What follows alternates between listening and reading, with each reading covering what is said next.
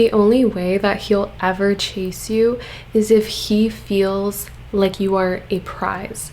If he feels like you are not worth losing, that's when he's going to chase after you. That's when he's going to accommodate you and spoil you and protect you and give you all the things that you deserve and that you want to have.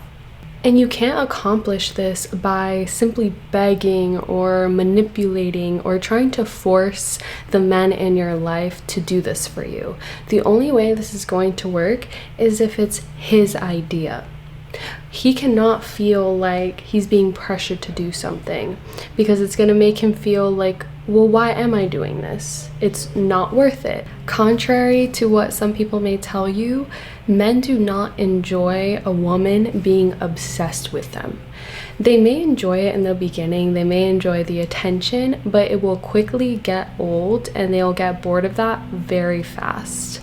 The only natural way is when a woman is obsessed with herself. That is what makes her magnetic. It is because she is obsessed with herself and her preferences. She is spoiled. These are the types of women that men will chase, because they know that these women have very high standards and they're only going to accept the best of the best. So these types of women aren't out here like, oh, when is a man going to do these things? Oh, when is he going to provide for me? No, she's not thinking like this. She's thinking from what she wants. She is waiting patiently. She knows she's attracting the best, and she's simply looking at her relationships like opportunities. So that's the difference between the type of woman that a man will chase and the type of woman that a man will maybe hang around her, use her for a little bit, hang out with her for a little bit, but then eventually get bored and leave her for someone else. So it's all about having a healthy obsession with yourself as a woman. Men learn best by example. So you don't tell them how to treat you, you show them. And the way that you show them is by how you treat yourself. When you have that healthy feminine obsession with yourself, you know what you want, and you bring that energy into every relationship. So as soon as a man meets you, you don't have to say anything different. That's the thing. When you're embodying this energy, you're not necessarily acting that different. You're simply thinking about yourself differently. You're not begging for people to show up for you in a certain way. You're only making yourself available for what you actually want, because you love yourself so much that you're willing to be alone. You're willing to let go of relationships. You're willing to let go of opportunities that aren't aligned for you because you're not desperate. You know how powerful you are, and you know how amazing you are, and you're not begging for what you want. You're claiming it. The reason why a man is supposed to propose and why a man is supposed to initiate a commitment within the relationship, it's not because only men have the power and only a man should make decisions. No, it's because a woman is not supposed to be the one chasing after a man. A woman is supposed to be chasing herself, chasing her own divinity, knowing who she really is, preparing herself to create life, preparing herself to have the life that she wants, and then the right man is going to see that about her, love that about her, and he's going to propose to her, whether that's literally getting down on one knee and proposing for marriage, or that's as simple as reaching out to you and asking you on a date, or asking you to be his girlfriend, right? These are all things that typically is a man's job, and it's not because only men can do it, right? Women are very capable of knowing that they want someone and going after them. It's not about being capable. It's about not forcing relationships that are not going to respect you, because when you're the one chasing after him, he's not going to see you as the goddess that you are. He's going to see you as someone who he's better than. Because in all honesty, men have to think that you are a little bit out of their league in order for them to chase you. So this doesn't mean that you have to be so attractive or so wealthy or so amazing in one way. Like, it simply means that energetically, you know that you're the prize. And they feel that too. So they want to feel like they are impressive. They want to feel like, wow, look at this woman that I'm able to have. This is amazing. If they feel like you're chasing after them and you're putting them up on this pedestal like they're this king when they haven't earned king status, then they're thinking to themselves, wow, okay, like she's nice. I really appreciate her energy. I appreciate how nice she is to me and how much she likes me. Like she really, really likes me, but I don't know, there's just something like, I just don't think that I could commit to her. I just don't know that I'm ready for a relationship, right? If you've heard that before, like, oh, I'm not sure if I'm ready for a relationship, chances are it's because you gave too much of yourself to this man and now he's taking you for granted and he doesn't see you as the prize that you are. That's the thing. It doesn't mean you're not the prize. It just means that because of your overgiving and your being too nice up front and you're chasing them too much up front, you're making them think that you're not the prize that you are, because they can't see behind the surface. They can't see who you are for your soul, right? They can't see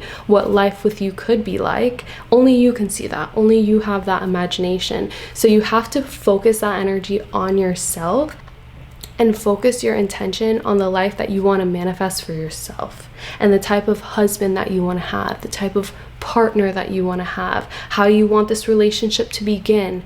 That's how you need to focus your energy. But you can't put a face on it. You can't put one specific person on it. You can't manifest one specific person. You have to manifest the partner that you're looking for. If you focus on one specific person, you're giving them all of your energy and you're putting all of your happiness on whether or not that one person is going to give you what you want.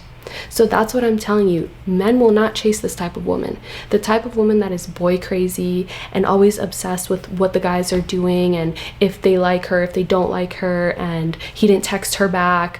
This is very annoying. It shows that you are not fully confident in yourself. It shows that you lack a level of emotional maturity that a woman needs to have in order to be magnetic. If you're still watching, go ahead and leave a star emoji in the comments so I know who's a star.